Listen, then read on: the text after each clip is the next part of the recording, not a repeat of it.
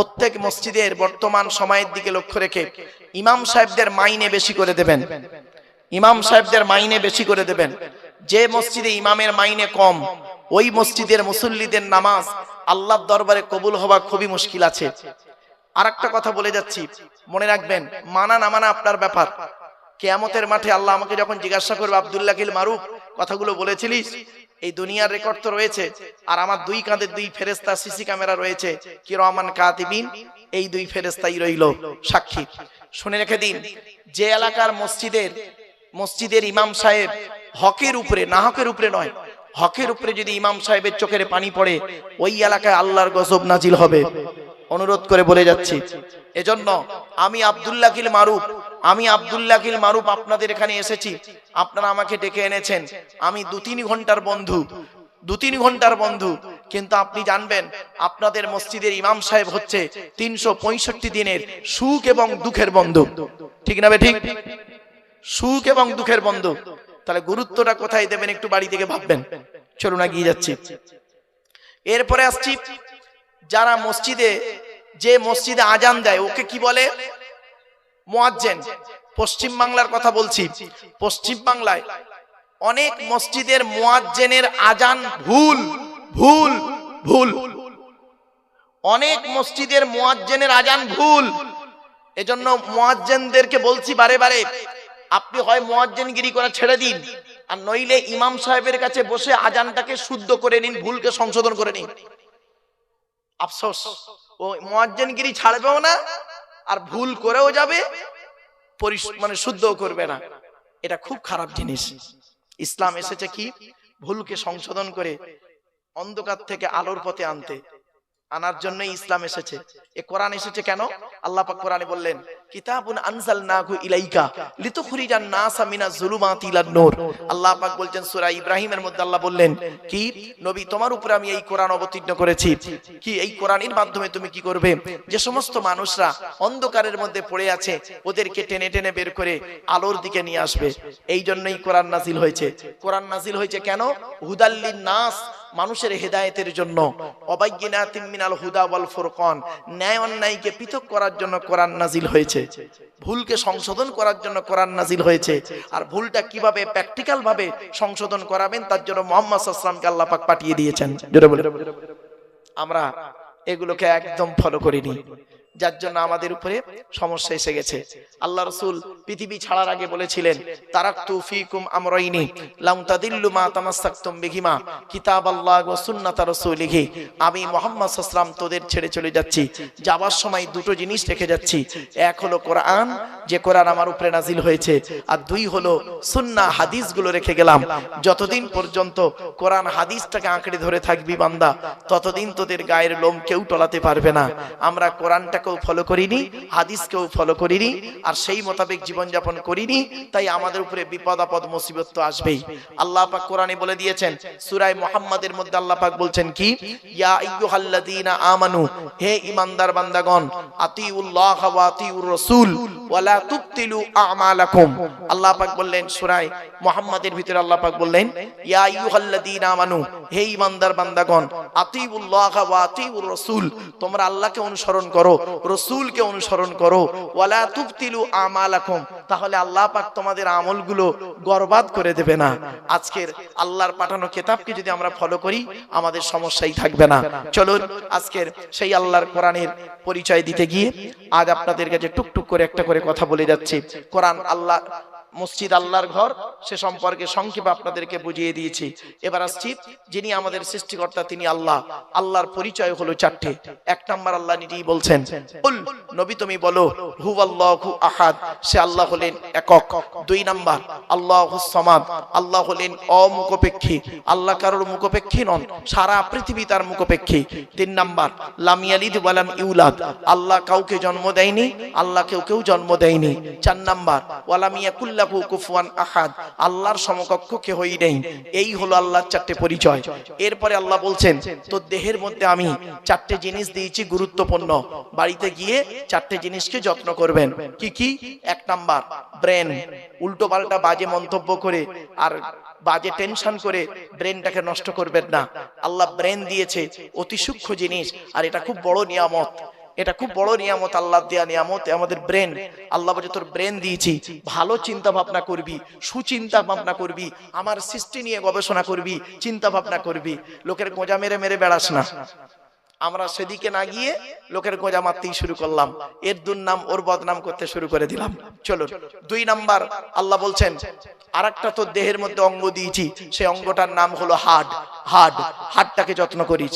3 নাম্বারে আল্লাহ বললেন আরেকটা অঙ্গ দিয়েছি, তার নাম হলো লিভারটাকে যত্ন রাখার জন্য আমি আল্লাহ পৃথিবীতে 2টো খাবার তৈরি করেছি। 1 নাম্বার হলো পেঁপে, আর 2 নাম্বার হলো বাতাবি লেবু। এই 2টো খাবার পৃথিবীতে তৈরি করেছি তো লিভারটাকে ঠিক রাখার জন্য।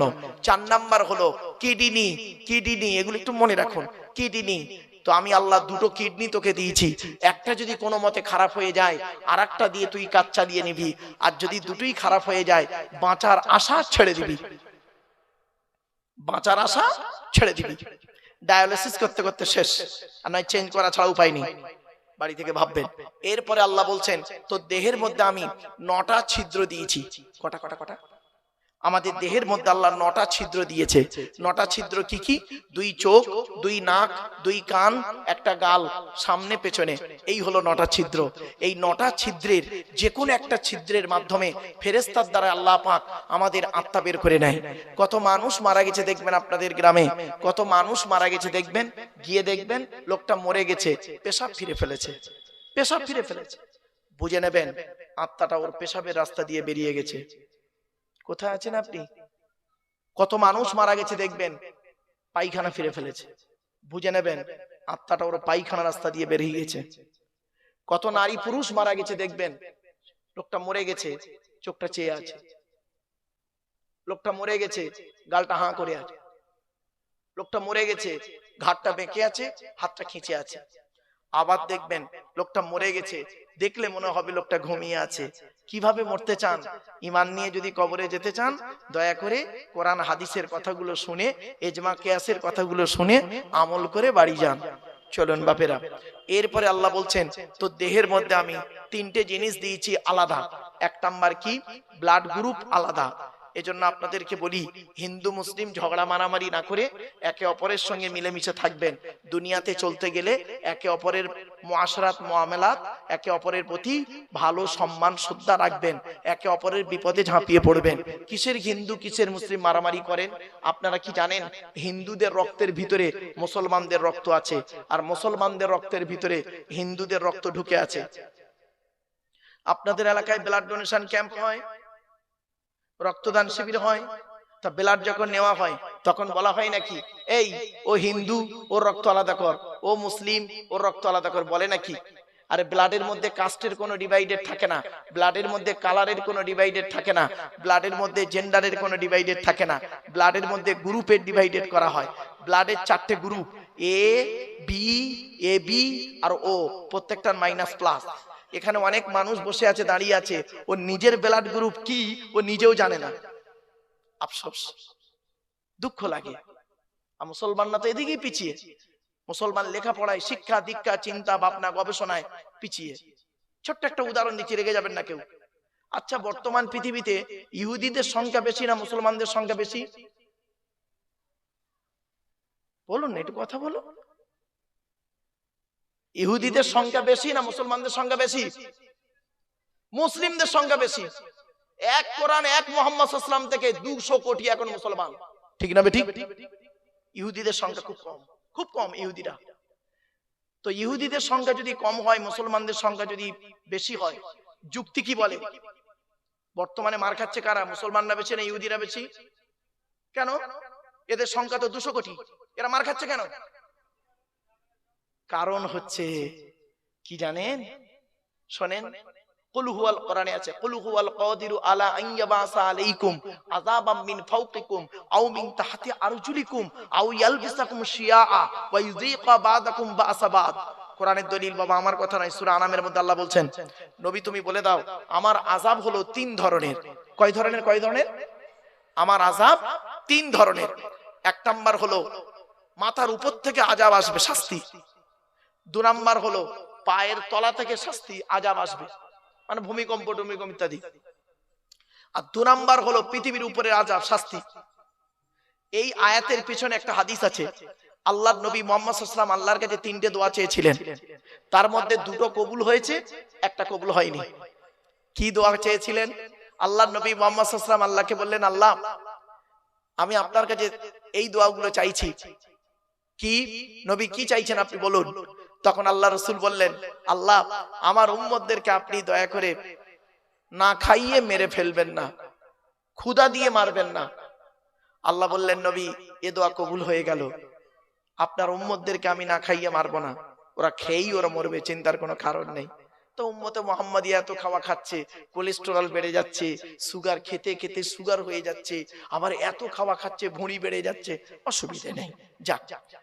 2 নাম্বার নবীজি দোয়া চাইলেন কি, যে আল্লাহ আমার উম্মতদেরকে আপনি ওই ফেরাউনের সঙ্গীদের সাথে যেমন সঙ্গীরা যেমন মরে গেছিল পানিতে ডুবে, ওই রকম ভাবে আপনি মারবেন না আমার উম্মতদেরকে।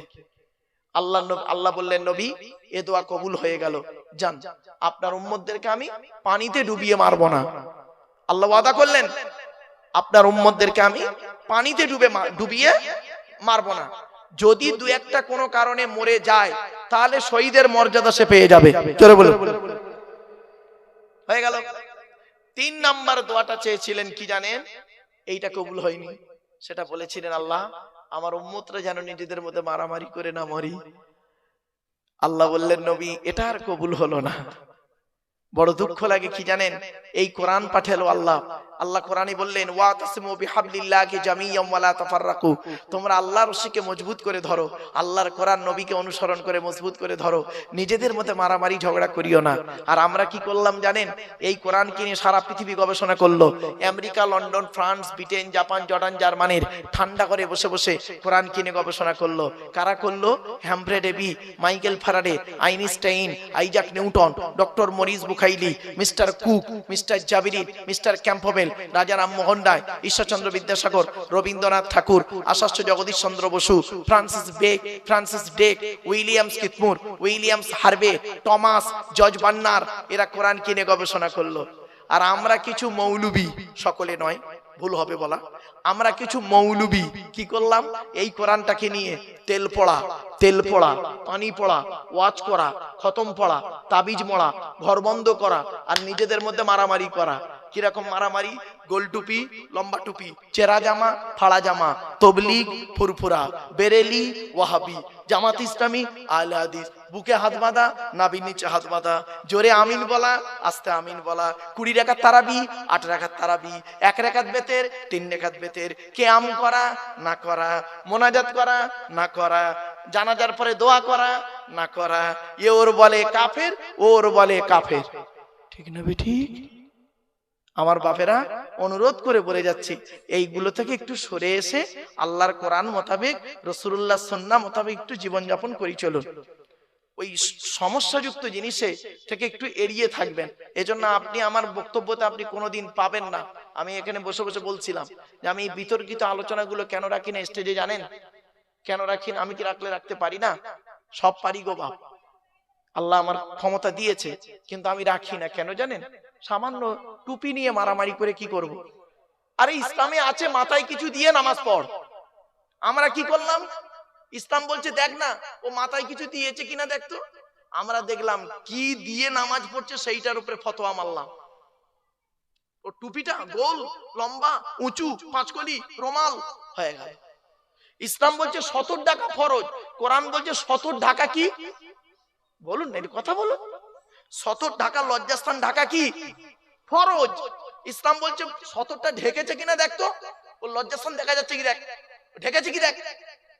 আমরা কি করলাম জানেন? কি দিয়ে ঢেকেছে তার উপরে ফতোয়া মারলাম। ও লুঙ্গি পরে নামাজ পড়ছে, ওর নামাজ কবুল হয়ে গেছে। ও পায়জামা পরে নামাজ পড়ছে, ওর নামাজ জান্নাতে ঢুকে গেছে। আর ও প্যান্ট পরে নামাজ পড়েছে, ও কাফের বেঈমান মুশরিক হয়ে গেছে। ব্যাস হয়ে গেল। এই তো হয়েছে আমাদের অবস্থা। এজন্য আপনাদের আমি অনুরোধ করে বলে যাচ্ছি, চেষ্টা করুন আল্লাহর কোরআন, নবীর সুন্নাহ মোতাবেক, হাদিস মোতাবেক কথাগুলো আলোচনা করতে, শুনতে, বুঝতে, আমল করতে যেন আল্লাহ তৌফিক দান করে। বলুন আল্লাহুম্মা আমিন। এবার আসছি, আল্লাহ বলছেন তো দেহের মধ্যে 3টে জিনিস আলাদা। 1 নাম্বার কি? ব্লাড গ্রুপ আলাদা। 2 নাম্বার কি? শুনে নিন, চোখের রেটিনাটা আলাদা, চোখের রেটিনা এটা আলাদা, এক নাই কারো, কোরআনে দলিল। 3 নাম্বার হলো ফিঙ্গারপ্রিন্ট। আধার কার্ড করার সময় ফিঙ্গারপ্রিন্ট দিয়েছিলেন, এই ফিঙ্গারপ্রিন্ট আলাদা কোরআনে আছে। আয়াহসাবুল ইনসানু আল্লান নাজমা ইযআমা বালা কাদিরিনা আলা আন নুসাউবিয়া বানানা, সূরা কিয়ামার মধ্যে আল্লাহ বলছেন, মানুষ কি মনে করেছে আমরা মরে গেলে পচে গেলে হাড় হয়ে যাব, পুড়ে ছাই হয়ে যাব, কিয়ামতের মাঠে আল্লাহ তুলতে পারবে না? এই পৃথিবীতে যেমন ওদের বুড়া আঙুলের ছাপ যেমন কারোর সঙ্গে যেমন কারোর কোনো মিল নেই, কিয়ামতের মাঠে কারোর সঙ্গে কারোর কোনো মিল পাবে না। জোরে বলুন সুবহানাল্লাহ। এই কোরআন কে নিয়ে গবেষণা করলো সারা বিশ্ব, আর আমরা সেই কোরআন থেকে পিছিয়ে পড়ে রইলাম। চলো আরো দুটো এগিয়ে যাচ্ছি। তাই আল্লাহ রাব্বুল আলামিন বলছেন, হে আব্দুল্লাহিল মারুফ, তুই এই উত্তর 24 পরগনার লোকেদের আমার কোরআনের বাণী কতটা শোনাবি, আমার নিয়ামতের কথা কি শোনাবি রে ওদের, তুই শেষ করতে পারবি? কোরআন বলছে, ওয়ালাউ আন্নামা ফিল আরদি মিন শাজারাতিন আকলামু ওয়াল বাহরু ইয়ামুদ্দুহু মিন বা'দিহি সাবআতু আবহুরিম মা নাফিদাত কালিমাতুল্লাহ। 21 নম্বর পারার 12 নম্বর পৃষ্ঠার 13 নম্বর লাইন, সূরার নাম সূরা লোকমানের মধ্যে আল্লাহ পাক জানিয়ে দিলেন, পৃথিবীর সমস্ত বৃক্ষগুলোকে যদি কলম বানাস, সমুদ্রের পানি নিয়ে যদি কালি তৈরি করিস, আমার গুণগান যদি লিখতে শুরু করিস, লিখেও শেষ করতে পারবি না। অন্য আয়াতে আল্লাহ বললেন, ওয়া ইন তাউদ্দু নি'মাতাল্লাহি লা তুহসুহা। আল্লাহ পাক বললেন, পৃথিবীর নিয়ামত গুলোকে যদি তোরা গণনা করতে শুরু করিস, গুনেও শেষ করতে পারবি না। এজন্য আমার বাপেরা, এই পৃথিবীর নিয়ামতের ভিতর থেকে একটা শ্রেষ্ঠ নিয়ামত হলো আল্লাহ রসুলকে পাঠানো, আর আরেকটা নিয়ামত হলো কি, রসুলের উপরে কোরআন নাযিল করা। জোরে বলো। সেই কোরআন আমার সামনে রয়েছে। আজকের এই কোরআন থেকে একটা সূরার সংক্ষিপ্ত আলোচনা আপনাদের কাছে রাখবো। শুনতে রাজি আছেন মা? হ্যাঁ, চলো আগে এবার কোরআনের আচ্ছা, কোরআন যার উপরে নাজিল হয়েছে তার পরিচয় দেবো, তারপরে কোরআনের পরিচয় দিয়ে কোরআনের ওই সূরাটির ভিতরে ঢুকে যাব। চলো, কোরআন যার উপরে নাজিল হয়েছে তার নাম কি? মুহাম্মদ সাল্লাল্লাহু আলাইহি সাল্লাম, তাই তো? আচ্ছা, নবীদের পরিচয় কটা শুনে নিন। নবীদের পরিচয় হলো 3টে। কটা কটা কটা? 3টে। আল্লাহর পরিচয় হলো 4টে, মাথায় রাখুন। নবীদের পরিচয় হলো 3টে। কি কি? 1 নাম্বার, যিনি নবী হবেন তার চরিত্র উত্তম হতে হবে। এই পৃথিবীতে কোনো নবীর চরিত্র খারাপ ছিল না, আর থাকবে না। জোরে বলুন। প্রত্যেক নবীর চরিত্রকে আল্লাহ পাক উত্তম করে পাঠিয়েছেন। এজন্য নবীদের সম্পর্কে বাজে মন্তব্য কোনোদিন করতে যাবেন না, সাহাবীদের সম্পর্কে বাজে মন্তব্য কোনোদিন করতে যাবেন না। প্রত্যেকটা সাহাবী হলেন নক্ষত্রের ন্যায়। আল্লাহ রাসূল বলেছেন, আসহাবিকান নুজুম বিআইয়িহিম ইক্তিদাইতুম ইহতিদাইতুম। আমার প্রত্যেকটা সাহাবী হলো নক্ষত্রের ন্যায়, যাকে অনুসরণ করবে তার মাধ্যমে দুনিয়াতে শান্তি সম্মান পাবে, আখিরাতে জান্নাত পেয়ে যাবে।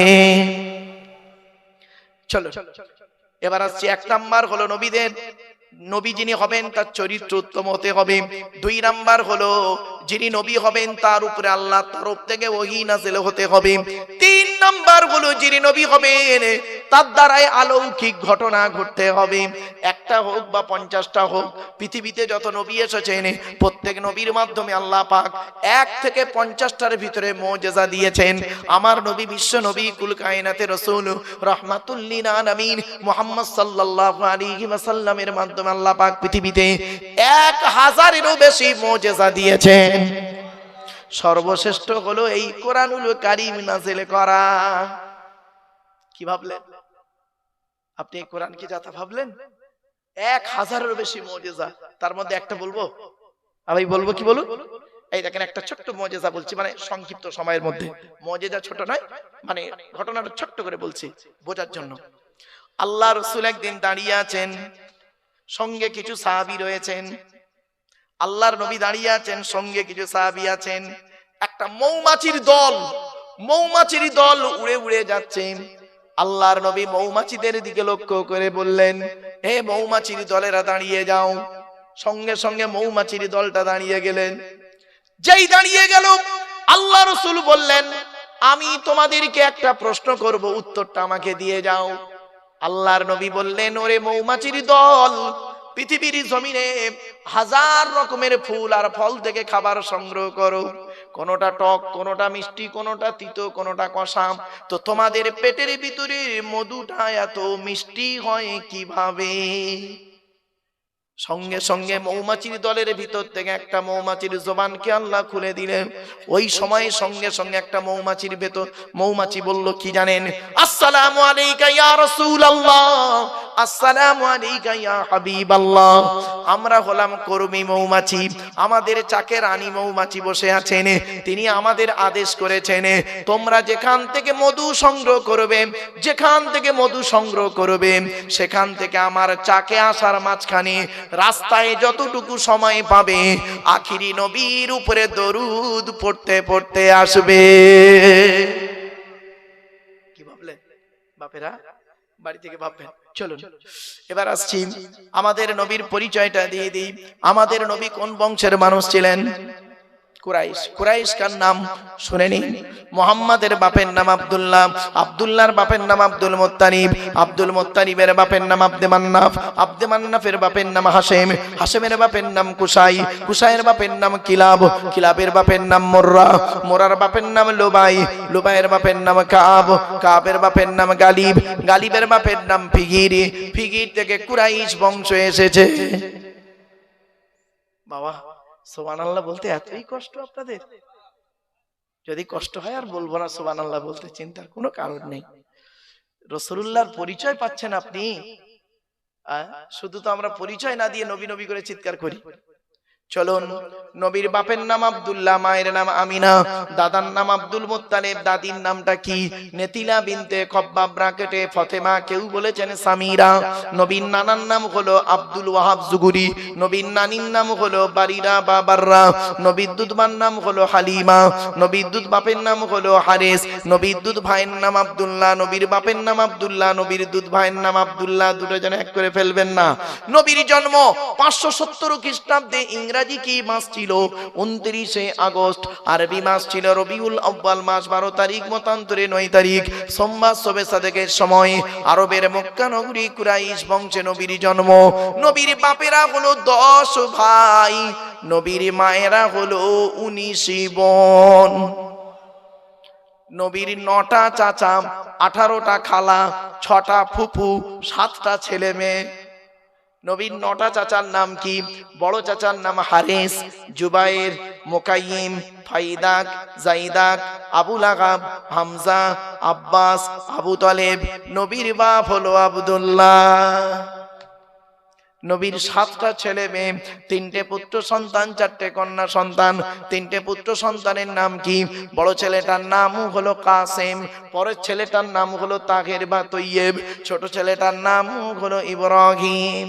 4টে কন্যা সন্তানের নাম কি? বড় মেয়েটার নাম জাইনাব, রুকাইয়া, উম্মে কুলসুম, ছোট মেয়েটার নাম হলো ফাতেমা। এরপরে আসছি, কোরআন নাজিল হলো নবীর উপরে। এখন কোরআনের পরিচয়টা দিয়ে দিই, শুনে নিন। এ কোরআন আল্লাহর তরফ থেকে জিবরাইলের মাধ্যমে হযরত মুহাম্মদ সাল্লাল্লাহু আলাইহি ওয়াসাল্লামের উপরে আরবের মক্কা নগরের নিকটবর্তী একটি গুহা, গুহাটির নাম হলো হেরা। হেরা নামক গুহাতে 610 খ্রিস্টাব্দে, কত কত কত 610 খ্রিস্টাব্দে 1 ফেব্রুয়ারি সোমবার। এগুলো মনে রাখবেন। আজকের তারিখটা কত আছে বাবা?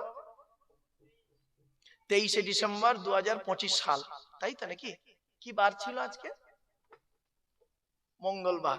আর কোরআন এসছে কবে? 610 সালে। 610 সালে 1 ফেব্রুয়ারি সোমবার। বাড়ি থেকে দুটো সাল লিখবেন, উপরে লিখবেন 23/12/2025 সাল, আর নিচেই লিখবেন 2/1/610 সাল। মাইনাস প্লাস করবে, করলেই পেয়ে যাবে কতদিন আগে এই কোরআন নাজিল হয়েছে।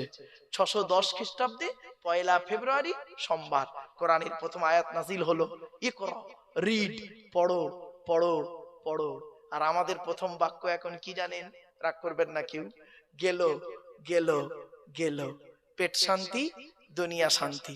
এই কোরআনে আছে 82 জায়গায় নামাজের কথা বিভিন্ন অ্যাঙ্গেলে, আর 92 জায়গায় আছে লেখাপড়ার কথা। আমরা লেখাপড়ায় পিছিয়ে আছি। রাগ করবেন না, খারাপ সেন্স নেবেন না কিন্তু। চলুন, এখানে অনেক মানুষ আছে দেখবেন, একদম বাস্তব বলছি, আমার মা বোন না কেউ রেগে যাবেন না দয়া করে। অনেক বাড়িতে গিয়ে দেখবেন সানসেট গুলোতে বিশাল বড় বড় কিতাব কেনা আছে, ছেলে আমার আলেম হবে, মাস্টার, ডাক্তার, ইঞ্জিনিয়ার, প্রফেসর হবে। আর অনেক বাড়িতে গিয়ে দেখবেন সানসেট গুলোতে বিশাল বড় বড় তরকারির হাঁড়ি আছে, মাল বগরাই দিয়ে বেরোবে। বাবা, হাঁড়ি দিয়ে ঘর ভর্তি না করে কিতাব দিয়ে ঘর ভর্তি করুন। ছেলেকে ধনী না বানিয়ে জ্ঞানী বানিয়ে যান, ছেলেকে ধনী না বানিয়ে জ্ঞানী বানিয়ে যান। অনুরোধ করে বলে যাচ্ছি, শতমূর্খ লয়ে আমি স্বর্গে নাহি যাব, দ্বাদশ পণ্ডিত নিয়ে পাতালেই রব। 100 জন মূর্খ মানুষকে নিয়ে স্বর্গে গিয়ে কোনো লাভ নেই, 12 জন শিক্ষিত লোককে নিয়ে নরকে থাকা অনেক ভালো। মূর্খ বন্ধুর থেকে শিক্ষিত শত্রু ভালো। জ্ঞানী গুণী বুদ্ধিজীবী মানুষ লেখাপড়ার গুরুত্ব কত বেশি জানেন, শুনলে চমকে যাবেন। ছোট্ট একটা উদাহরণ দিচ্ছি, আপনাদেরকে অনুরোধ করে বলে যাচ্ছি, আপনারা যেমন ছেলেদেরকে মাধ্যমিক, উচ্চ মাধ্যমিক, বিএ পাস, এমএ পাস, আলেম, হাফেজ, মাস্টার, ডাক্তার, ইঞ্জিনিয়ার, প্রফেসর করাচ্ছেন, সাথে সাথে মেয়েদেরকেও মাধ্যমিক, উচ্চ মাধ্যমিক, BA pass, MA pass, আলেমা, হাফেজা, master, doctor, engineer, professor করাবেন। কারণ কি জানেন, ইংরেজিতে একটা কথা আছে, one mother's is equal to 100 teachers. একটা মা হলো 100 জন শিক্ষকের সমতুল্য। একজন পুরুষ যদি শিক্ষিত হয়, সে কেবল নিজেই শিক্ষিত হয়। একজন নারী যদি শিক্ষিত হয়, গোটা পরিবারটা শিক্ষিত হয়। নারী শিক্ষার গুরুত্ব খুব বেশি গো বাপ।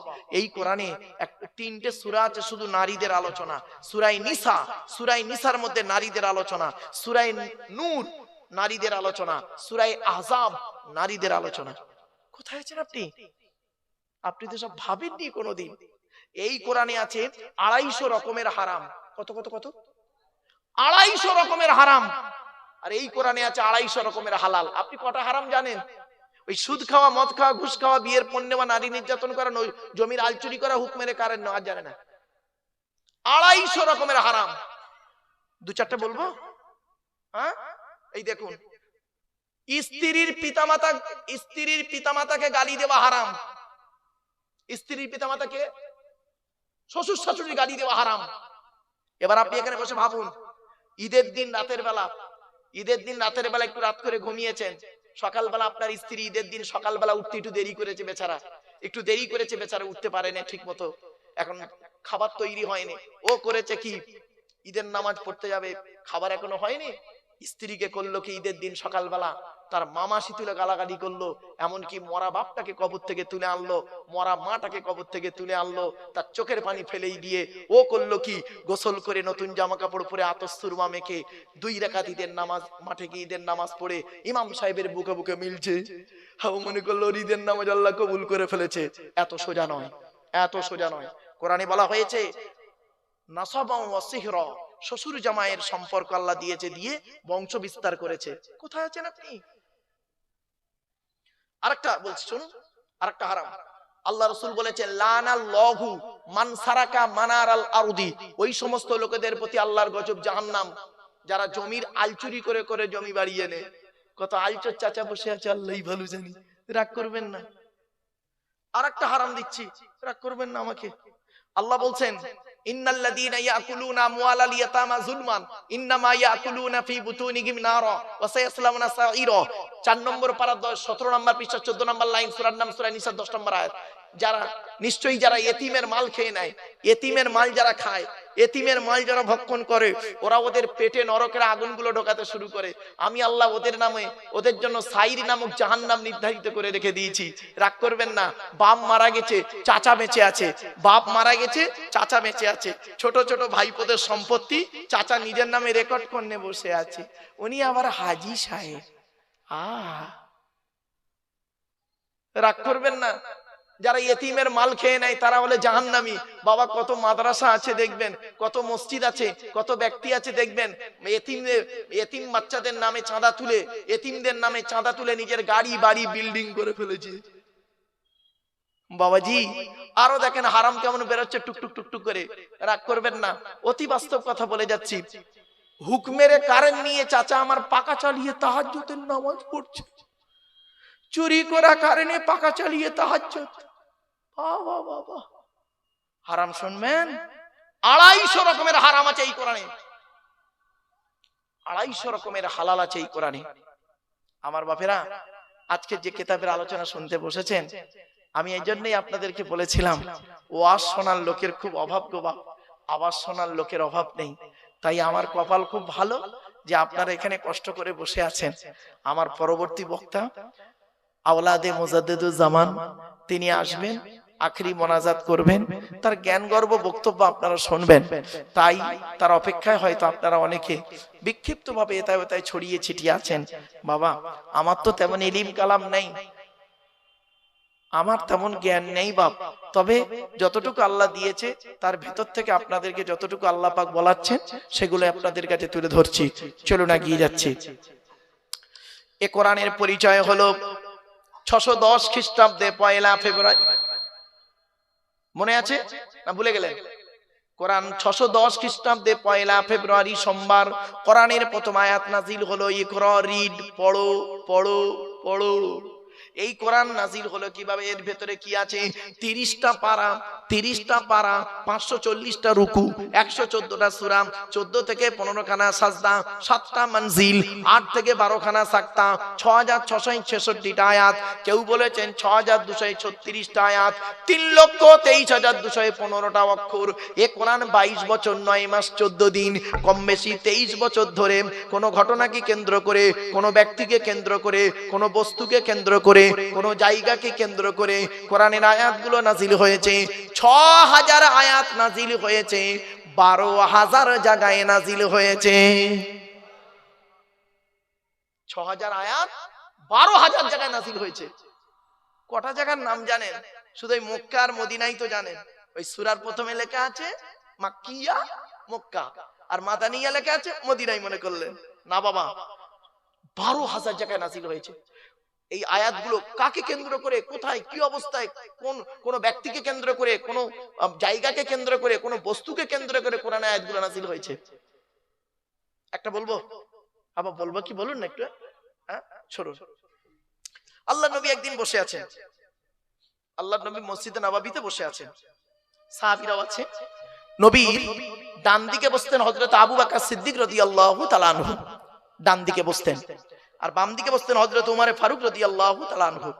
আর সামনে বসতেন হযরত উসমান গনি রাদিয়াল্লাহু তাআলা আনহু, হযরত আলী কাররামাল্লাহু ওয়াজহু রাদিয়াল্লাহু তাআলা আনহু। ঠিক এই চারজন চারদিকে বসতেন। আল্লাহর নবীর ডান দিকে বাঁ দিকে যেজন সাহাবী বসতেন তারা হলেন নবীজির শ্বশুর। কি বললাম বাবা? শ্বশুর। কারণ হযরত আবু বকর সিদ্দিক রাদিয়াল্লাহু তাআলা আনহুর কন্যা আম্মা জান আয়েশাকে নবীজি বিবাহ করেছিলেন। আচ্ছা, নবীর স্ত্রীরা হলো আমাদের কে? আম্মা জান। কে বললাম বাবা? আম্মা জান। এখন প্রমাণ কি? এই কোরআনে আল্লাহ বলেছেন, আমি বলিনি, কোরআন বলছে। দেখুন 21 নম্বর পারা 17 নম্বর পৃষ্ঠা, সূরার নাম সূরা আহজাব। আল্লাহ বলছেন আন-নাবিয়্যু আউলা বিল মুমিনিন ওয়া আজওয়াজুহু উম্মাহাতুহুম। মুমিনদের কাছে সর্বোত্তম হলো নবী, আল্লাহর পরে নবী। আর ওয়াজওয়াজুহু, নবীর স্ত্রীরা হলো উম্মাহাতুহুম, তাদের মায়ের মতো। এজন্য আমরা বলি আম্মা জান আয়েশা, আম্মা জান খাদিজা, আম্মা জান হাফসা। এটা মাথায় রাখুন। চলো, তো হযরত আবু বকর সিদ্দিক রাদিয়াল্লাহু তাআলা আনহু বলেন আল্লাহর নবীর শ্বশুর। এখন একটু ছোট্ট জিনিস শিখিয়ে দিই আপনাদের। এখন নবীজি বয়সে বড় না হযরত আবু বকর সিদ্দিক রাদিয়াল্লাহু তাআলা আনহু বয়সে বড়? বলেন বলেন। আরে ভুল হোক না ভাই, আবু বকর বড় আপনাদের কাছে তো, মানে সম্মানের দিক থেকে তো নবী বড়, আমি এটা বলছি, অস্বীকার করছি না। 100% নবী বড় সম্মানের দিক থেকে, কিন্তু বয়সে, দিন রাত্রির বয়সের দিক থেকে কে বড়? আবু বকর বড় আপনাদের কাছে না বাবা, ভুল ধারণা। শুনে নিন, আল্লাহর নবী আবু বকরের থেকে বয়সে বড়। কতদিনে? শিখে নিন। আমি বলেছিলাম না, আমার ওয়াজ শুনতে এলে একটু সময় লাগবে, বলে দিচ্ছি, সময় লাগবে, ধৈর্য লাগবে, একটু ব্রেন লাগবে। কে আবু বকর বড়? আবু বকর সিদ্দিক রাদিয়াল্লাহু তাআলা আনহু নবীর থেকে বয়সে বড়। কতদিনের বড়? শুনে নিন, 2 বছর 2 মাস 10 দিন। কত বললাম বলুন একটু? 2 বছর 2 মাস 10 দিনের বড় হলো হযরত রাসূল করিম সাল্লাল্লাহু আলাইহি ওয়াসাল্লাম, আর 2 বছর 2 মাস 10 দিনের ছোট হলো হযরত আবু বকর সিদ্দিক রাদিয়াল্লাহু তাআলা আনহু। তাহলে দুনিয়ার দিন রাত্রির গণনা তো ছোট, আর সম্মানের দিক থেকেই তো সাহাবী আপনারা জানেন। ব্যাস, চল। তো এবারে সব বসে আছেন মসজিদে নববীতে। মদিনার তৎকালীন সময়ের সবথেকে ধনী লোক, প্রচুর টাকার মালিক, প্রচুর টাকার মালিক। সাহাবীটার নাম কি শুনলেন? সাহাবীটার নাম হলো হযরতে আমর জামুহ রাদিয়াল্লাহু তাআলা আনহু। কি বললাম বাবা, একটু বলেন, উচ্চারণটা করেন। আমর জামুহ, বলুন বাবা বলুন। এই নামটা মনে রাখবেন। কেন এই দুবার তিনবার করে বলছি জানেন? যাতে করে ব্রেনে থাকে। হযরতে আমর জামুহ রাদিয়াল্লাহু তাআলা আনহু নবীর এক সাহাবী। উনি উহুদের যুদ্ধে শহীদ হয়েছিলেন। উহুদের যুদ্ধে শহীদ হয়েছিলেন। কপালে এখানে তীর লেগেছিল, তীর লেগে উনি শহীদ হয়েছিলেন। ওনার মাটি দেওয়া হয়ে গেছে। মাটি দেওয়ার শহীদ হওয়ার 35 বছর পরে, কত বছর? 35 বছর পরে ওনার লাশটা যখন তোলা হচ্ছে, দেখা যাচ্ছে সেই টাটকা রক্ত, যেমন সেই যেদিন শহীদ হয়েছিলেন সেদিন যেমন টাটকা রক্ত, তাজা রক্ত বেরোচ্ছেন, আজও পর্যন্ত সেই তাজা রক্ত বেরিয়ে যাচ্ছে। জোরে বলো। এজন্য আপনাদের বলে যাচ্ছি, কয়েক কটা দেহ মাটি খেতে পারে না, টাটকা থাকে, পচে না। এক নাম্বার, নবীদের দেহ মোবারক মাটি খেতে পারে না, টাটকা থাকে। সুবহানাল্লাহ বলা গেল না? 2 নাম্বার, শহীদানদের দেহ মোবারক মাটি খেতে পারে না, টাটকা থাকে। যেমন আল্লাহর রাস্তায় যারা শহীদ হয়েছে তাদের সম্পর্কে কোনো বাজে মন্তব্য করবেন না কোনোদিন। কোরআনের দলিল, কোরআনে বলা হয়েছে লা তাকুলু লিমান ইউক্তালু ফি সাবিলিল্লাহি আমওয়াত বাল আহইয়াউম ওয়ালাকিন লা তাশউরুন। 2 নম্বর পারা 2 নম্বর পৃষ্ঠা 13 নম্বর লাইন, সূরার নাম সূরা বাকারা। আল্লাহ বলছেন, যারা আল্লাহর রাস্তায় নিজের জীবনকে বিলিয়ে দিয়েছে তাদেরকে তোমরা মৃত বলো না, বরং তারা জীবিত, তোমরা তা অনুভব করতে পারো না। তারা কবরে কি খায় কোরআন জানিয়ে দিয়েছে। 4 নম্বর পারার 11 নম্বর পৃষ্ঠা 10 নম্বর লাইন, সূরার নাম সূরা ইমরান। লা তাহসাবান্নাল্লাযীনা কুতিলু ফি সাবিলিল্লাহি আমওয়াতা বাল আহইয়াউন ইনদা রাব্বিহিম ইরযাকুন। আল্লাহ পাক বলছেন, যারা আল্লাহর রাস্তায় নিজের জীবনকে বিলিয়ে দিয়েছে তাদেরকে তোমরা মৃত বলো না, মৃত বলে ধারণাও করো না, বরং তারা জীবিত, আল্লাহর তরফ থেকে খাবার প্রাপ্ত হয়। তাহলে 3 নাম্বার হলো, এই 2 নাম্বার হলো শহীদানদের দেহ মোবারক মাটি খেতে পারে না। 3 নাম্বার, মোকাম্মাল কোরআনে হাফেজের দেহ। কি বললাম বাবা? মোকাম্মাল কোরআনে হাফেজ। ওই ছেঁচড়া মার্কা হাফেজ সাহেবের কথা বলিনি বাবা। হাফেজ সাহেব হয়ে মসজিদে ইমামতি করছেন আর পাশের বাড়ির মেয়েটার প্রেগন্যান্ট করে দিল, ওই ছেঁচড়া হাফেজ সাহেবের কথা বলিনি আমি। মোকাম্মাল কোরআনে হাফেজের দেহ মাটি খেতে পারে না। শুনে রেখে দিন, এই হাফেজ সম্পর্কে প্রশ্ন এলো। গতকালকে আমার জলসা ছিল আসামে, শোনিতপুর জেলায়। তো কটা ছেলের মাথায় আমি পাগড়ি দিলাম, তো ওরা বললো, হুজুর আপনাকে এই পাগড়িটা দেওয়া হবো। তো আমি পাগড়ি দেওয়ার পরে ওই হাফেজদের সম্পর্কে কোরআন এবং হাদিসের আলোকে কথাগুলো বলেছিলাম, কয়েক কটা কথা। তো 2-1টা কথা আপনাদের বলবো বাবা, হ্যাঁ শুনে নিন। রাসূল বলেছেন, কিয়ামতের মাঠে হাফেজ সাহেবদের মতো শাস্তি কাউকে দেওয়া হবে না। কঠিন শাস্তি হবে ওই হাফেজ সাহেবদেরকে, যে হাফেজ সাহেবরা কি কোরআন ভুলে গেছে, কোরআন মুখস্থ করে কি করেছে, ভুলে গেছে। ভুলে কিভাবে? কোরআন তো আল্লাহর একটা নূর, কদ জাআকুম মিনাল্লাহি নূর, আপনারা ও কিতাবুম মুবিন। আর এই ফাআমিনু বিল্লাহি ওয়া রাসূলিহি ওয়ান নূর আল্লাযী আনজালনা। সূরা তাকাবুন, এই কোরআন হলো একটা নূর। কোরআনের অনেকগুলো নাম, তার মধ্যে একটা নাম হলো নূর। এই নূর আল্লাহ যাকে তাকে দেয় না, যাকে তাকে দেয় না। আর যাকে দেয় না তাকে আল্লাহ ভালোবাসে বলে দেয়। ইউতিল হিকমাতা মান ইয়াশা ওয়া মান ইউতাল হিকমাতা ফাকাদ উতিয়া খাইরান কাসীরা ওয়া মা ইয়াযাক্কারু ইল্লা উলুল আলবাব। 3 নম্বর পারা 4 নম্বর পৃষ্ঠা 14 নম্বর লাইন, সূরার নাম সূরা বাকারা। বাপেরা, এই কোরআন যার ভিতরে দেয় আল্লাহ, সে যদি কয়েক কটা কাজ করে, আল্লাহ ওই নূরটা অন্তর থেকে কেড়ে নেয়। 1 নাম্বার কি জানেন? কোন হাফেজ সাহেব যদি জেনা করে, কোন হাফেজ সাহেব যদি হারাম খাবার খায়, কোন হাফেজ সাহেব যদি পাপ কাজে লিপ্ত হয়, কোন হাফেজ সাহেব যদি কোরআন তেলাওয়াত করতে ভুলে যায়, বুঝতে পারছেন না ভাষা? যারা হাফেজ আছেন বাবা, প্রত্যেক হাফেজ সাহেব, যারা ভালো হাফেজ না, প্রতিদিন কমসে কম 5টা করে পারা তেলাওয়াত করতে হয়। খুব কম করে তেলাওয়াত করতে হবে 5 পারা।